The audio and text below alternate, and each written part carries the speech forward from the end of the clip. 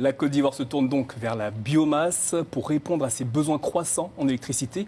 Le pays est sur le point de construire 2 nouvelles usines. La première, s'il s'agira de la plus grande usine, enfin la plus grande centrale d'électricité en Afrique de l'Ouest. Elle sera située à Aboissou, à une centaine de kilomètres d'Abidjan. Cette centrale sera alimentée grâce à des déchets agricoles. La seconde sera également érigée dans la ville de Divo, c'est-à-dire au cœur d'une des plus grandes régions cacaoyères du pays. Et là aussi, ce sont les déchets issus de la production de cacao qui serviront à alimenter cette centrale. Alors, mais Namouri, comment on produit donc de l'énergie avec des résidus végétaux?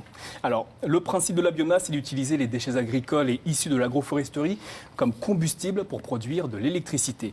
On va le voir sur les images qui vont s'afficher à l'écran. Le combustible est acheminé vers la chaudière. Une fois dans la chambre, le combustible brûle et dégage de la chaleur. Cette chaleur est transmise à des tubes remplis d'eau qui tapissent la chaudière.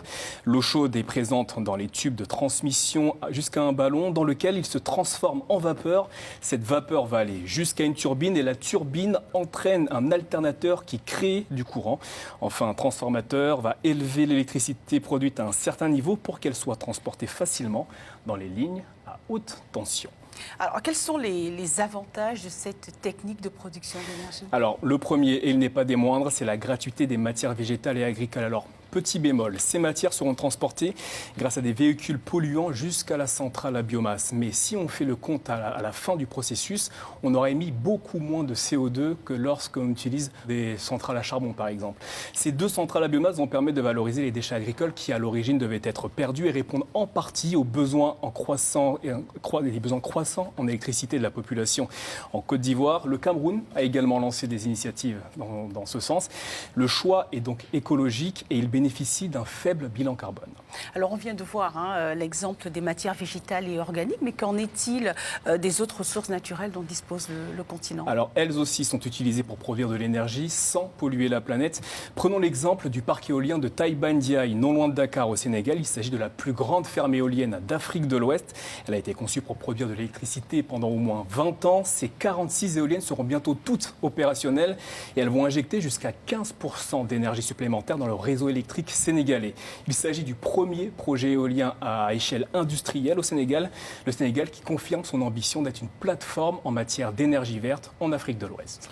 Alors, l'énergie solaire dont on parle souvent, est-ce que c'est pour être une des solutions sur le continent? Alors absolument, Roger. L'énergie solaire photovoltaïque, autrement dit l'énergie produite grâce aux rayons du soleil, est une solution prometteuse en Afrique car elle permet un déploiement rapide et à très grande échelle d'une énergie décarbonée et accessible. C'est un atout du photovoltaïque. Sont plutôt très connu aujourd'hui.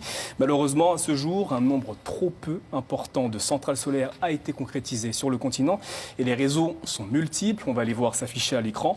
Des outils de financement existants, mais pas adaptés à la petite taille des centrales solaires, des politiques de subvention inefficaces menées par quelques États et banques de développement. Enfin, les appels d'offres inadaptés à la taille de la plupart de ces projets. C'est donc sur ces points que les autorités africaines doivent mettre l'accent afin de répondre aux besoins futurs de ses habitants. Le développement rapide de la production d'électricité propre en Afrique est indispensable aujourd'hui. Encore faut-il orienter les politiques de transition énergétique, car, je vous le rappelle, le continent est au cœur de l'enjeu majeur qui consiste dans la lutte contre le changement climatique et les Africains, dans leur développement et notamment dans leur transition énergétique, ont un rôle primordial à jouer. L'Afrique doit faire les bons choix pour son avenir et pour la santé de ses populations. Merci Namouri pour cette chronique.